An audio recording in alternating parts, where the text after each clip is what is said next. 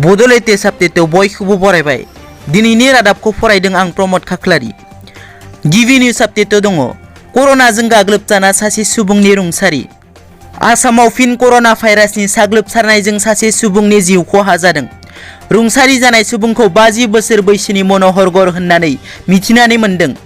मैया रबिबारखालि Silchar medical college हस्पिटालाव कर'नाजों साग्लोबजानाय सुबुङा रुंसारि जादों। रुंसारि जानाय सुबुंखौ काछार जिल्लानि दयापुर गामिनि थागिबि होननानै मिथिनो मोननाय जादों। नैथियाव दङ मिरु बड'लेण्ड मुंख्लं नखरनिफ्राय NLFP मुंनि आफाद दाग्रा सुबुंफोरखौ फैफिननो थाखाय खावलायदों। बावैसो सान सिगां बर'नि गोदान मोनसे हाथियार दैग्रा आफाद NLFP आफादखौ मिरु बड'लेण्ड मुंख्लं नखरनिफ्राय फैफिननो थाखाय खौरां मेलनि गेजेरजों खावलायदों। खौरां मेलनि गेजेरजों बुङोदि जों नुनो मोनदों बिथांमोना जुदि फिन आखायाव हाथियार दैखांनो गोनां जायोब्ला जों जोंनि अनसुलि बिनानावफोरनि जा खाफालनि सिन्दुर बेखौ खोमोरनो गोनां जागोन। गोबां गथ' गथाया गावनि बिफाखौ खोमानो गोनां जागोन। गोबां बिफाफोरा गावनि गथ'खौ खोमानानै हालाय हाफाय जानो गोनां जागोन।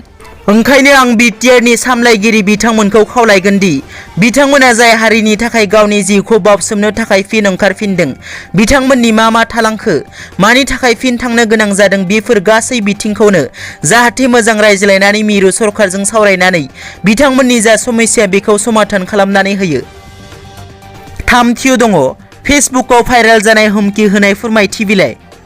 मोखां बिजाबाव भाइरेल जानाय गांसे हुमखि होनाय फोरमायथि बिलाइ। फोरमायथि बिलाइयाव गोदान हाथियार दैग्रा NLFPनि मुं होनाय जादों।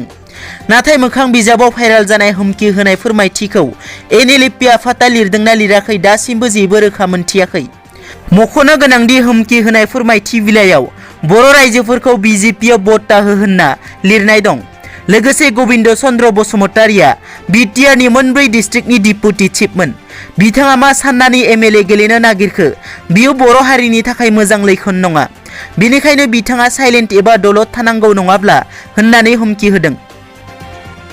ब्रैथियाव दङ बड'लेण्ड मुभमेन्ट एक्स वार्कार एस'सिएशन आफादा UPPLखौ मदद खालामगोन।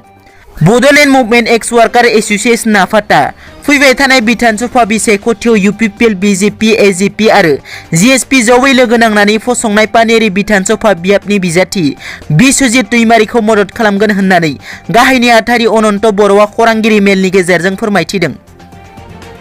बाथियाव दङ हाग्रामा महिलारिया बुंदों प्रमद बर'आ दाननैसोनि गेजेराव BTC खुंथायनिफ्राय कोटि रां दिहुननानै बिसायख'थियाव बाहायदों।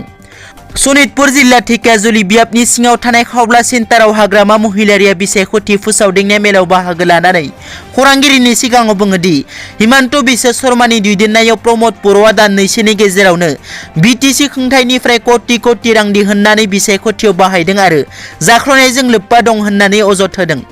बेनिखायनो बे बाराव आं नङा प्रमद बर'आसो जेलाव थांगोन होननानै बुंथियो। दिनैनि रादाबा एसेनोसै। नोंथांमोना जुदि आंनि चेनेलखौ दासिमबो साबस्क्राइब खालामाखै, अन्नानै साबस्क्राइब खालाम। गोजोन्थों।